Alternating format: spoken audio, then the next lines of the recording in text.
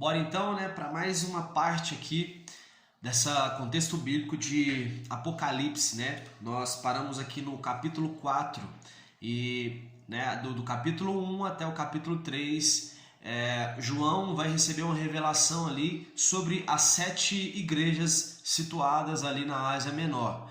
E agora, de uma forma abrupta, nós vemos João sendo convocado a subir até os céus. O capítulo 4, né, no versículo 1, ele descreve assim, olha: depois desses acontecimentos, observei uma porta no céu, e a primeira voz que eu via era como voz de trombeta falando comigo, e chamou-me: sobe até aqui, e eu te revelarei os eventos que devem ocorrer depois desses. Então, alguns teólogos, eles acreditam que quando na Bíblia está descrito sobe até aqui, isso faz uma alusão ao arrebatamento da igreja, a igreja, né, subindo, e ela não agora, né, passando por esses momentos de tribulação. Nós vamos ver agora, né, que João ele vai receber vai ter visões aqui do céu, certo? Né? E logo após ali você vai ter o livro, né, com os 7 selos, né? Você vai ver o cordeiro que representa ali Jesus sendo digno de abrir esses selos. Mas o fato é que dá a entender que houve o arrebatamento da igreja. Alguns, né, não acreditam nisso, alguns acreditam que a igreja vai passar, né, por esses períodos de tribulação, mas, né, nós não estamos aqui a fim de explicar sobre isso. Mas vamos lá, né, vamos para o contexto bíblico aqui para a gente começar a entender um pouco, né, sobre essa revelação que foi dada a João. João ele vai dizer que observou uma porta no céu que chamou até ele, né, para ele poder subir até lá, e de repente ele sobe e aí ele vê uma pessoa, né, com uma fisionomia que ele se assemelhava às pedras lapidadas de diamante e sardônio, né? Ao redor havia um trono, né, com 24 outros tronos, sobre eles 24 anciões vestidos de branco e coroas sobre a sua cabeça. Então, alguns acreditam que esses 24 anciões aqui, né, o que é mais comum aceito é que eles representam as 12 tribos, né, as 12 tribos ali de Judá, né, os 12 filhos de Jacó, e os outros 12 são os 12 apóstolos, certo? Então, né, essa é uma totalidade unida ali no Velho Testamento com o Novo Testamento. Acreditam, né, ser esses 24 anciões ali.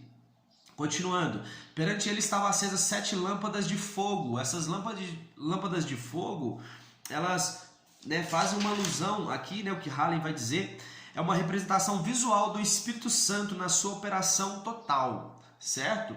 Né? E vai falar também sobre um mar de vidro, né? A gente ouve música sobre essa questão do mar de vidro, mas esse mar de vidro aqui, a gente tem que entender que João, ele está vendo coisas, né? E ele tem que agora, tá vendo coisas que estão nos céus, que talvez olhos humanos nunca viram, e agora ele tem que escolher alguns elementos da terra para poder escrever. Então nem tudo que João ele está escrevendo é literal. Ele está querendo de uma forma representar, né, usar algo na terra para representar o que ele viu nos céus. E provavelmente isso não é um mar, né, não é um mar literal mesmo, porque a Bíblia vai dizer ali em Apocalipse 21, versículo 1, depois você lê lá, que depois que estabelece novos céus e novas terras, né, a Nova Jerusalém, o mar deixou de existir. Então provavelmente esse não é um mar, porque o mar ele deixa de existir, certo? Havia 4 seres viventes, né? O primeiro aparentava um leão, o segundo a um touro, o terceiro tinha um semblante como de um homem e o quarto se assemelhava a uma águia, né? Então 4 seres viventes. Pode ser que sejam querubins também, né? Esses querubins são mencionados, né? Haley vai dizer isso, que esses querubins são mencionados, que eles estavam ali no jardim, né? Eles guardavam a árvore da vida.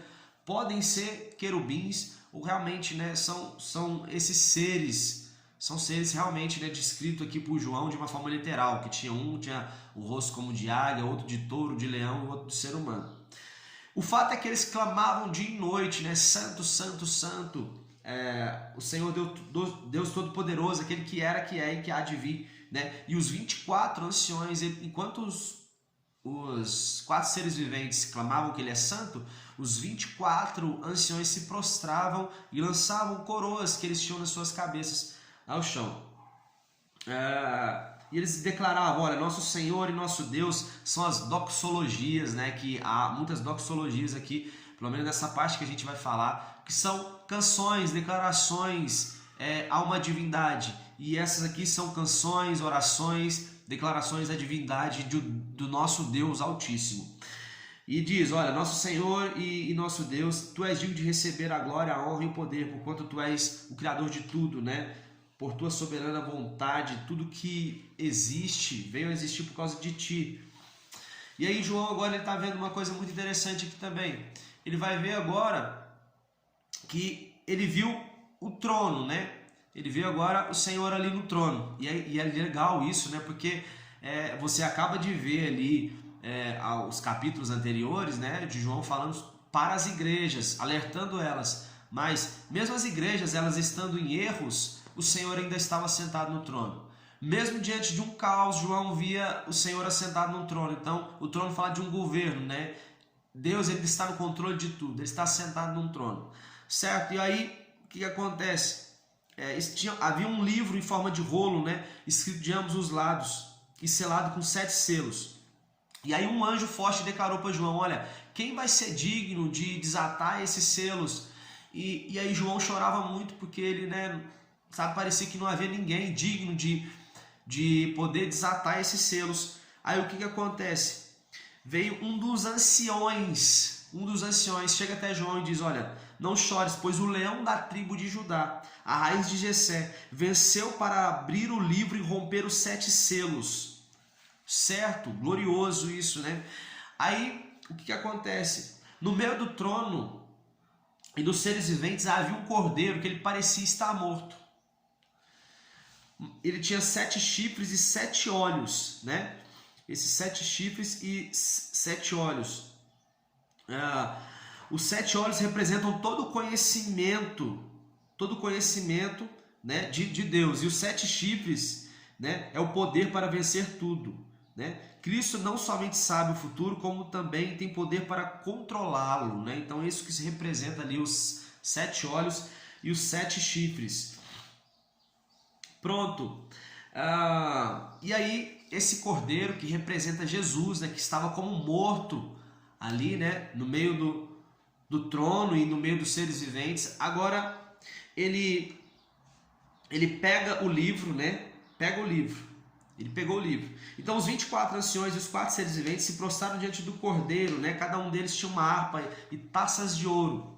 Cada um desses, né, anciões, né, dos anciões e seres viventes, eles tinham harpas e taças de ouro cheias de incenso, que são as orações dos santos, né? Os santos aqui falam de todo aquele que crê em Cristo, né? Homens e mulheres de Deus, as suas orações, elas estavam ali junto com os santos, certo? Eles cantaram um cântico novo, né? Mais uma doxologia. E aí ouvia uma voz de grande multidão de anjos ao seu redor. Em seguida ouviu todas as criaturas no céu, na terra, debaixo da terra e no mar, e tudo o que há neles, e clamavam, ao que está assentado no trono e ao Cordeiro, sejam louvor, a honra, a glória e o domínio pelos séculos dos séculos. Agora pensa para você ver. Os céus, eles são ali, o céu é a pátria da música. Porque todas as pessoas que estavam no céu começaram a louvar, enquanto o Cordeiro pegou o livro para poder desatar aqueles selos. Toda a humanidade estava esperando ansiosamente por esse momento, para poder ser revelado o que haveria de acontecer.